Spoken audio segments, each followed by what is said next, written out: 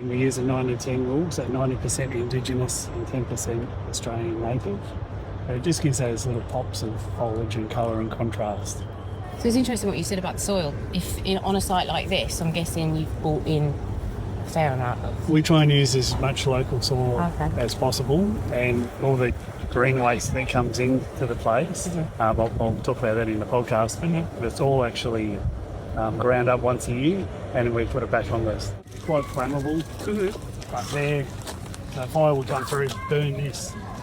Back to some will probably die, but all the seeds are encased in these pods. Oh, okay. And they just fall on the ash bed and reproduce. Right. Because there's no competition, because all the lights have been opened up. When I went to the nursery yesterday, we went to a trade nursery, and I was saying, there's some plants that are more flammable because of their physical makeup. Yeah, and they've got oils in them to stop wallabies and possums eating them. For a healthy population of platypus, you need food. And so all these trees, every little insect that falls off them lands in the river and makes food for the platypus. So it's a complete ecosystem, really. Yeah. I started in 1993, and since 1987 there's been a re-veg project that was described as a park-like setting with lots of lawn, some remnant trees and a creek. Right. And so we've put all this shrub layer back in. So you could almost see straight through. Oh, wow. Yeah, so this is all 30 years work, 35 years work.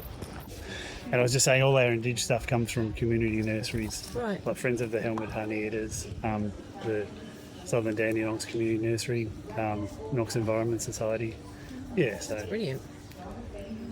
This is a what's called a rain garden with a triple interceptor filtration system from the hospital car park. So when it floods, this fills up. It's a biofilter, and it goes into the creek. So yeah, this is best practice. Yeah, we've got a representation of a grassland, which we've just actually thatched. These are a Western Australian mallee eucalyptus victrix. We want that look of the local manna gum, but we don't want them so big here. Yeah. Do these like the bottle brush here? Yeah, Banksias. Yeah. They always have the big flowers on them, and people always stop to take pictures. Do they? Yeah, they are remarkable, because I asked you, didn't know about it. Yeah, it's the one you picked out. So highly flammable, but they survive. They just keep flowering, and that they got. They just persist. This is some fluorescence, it. And then the spinebills and all the little honey eaters above those. Do they? Yeah. So we've got Australia's got two deciduous trees, Melia and Tuna. So we've put a couple of them in there on the north side of the building, so they cast some shade, but they let their light in. Yeah. So this is the Wallamai pine that was rediscovered. Have you heard about that? Yes, because I sometimes teach at Kew Gardens, and I from there. Yeah. From there. Nice. Yeah. What a story. When did it get rediscovered? 98, I think. So? Yeah.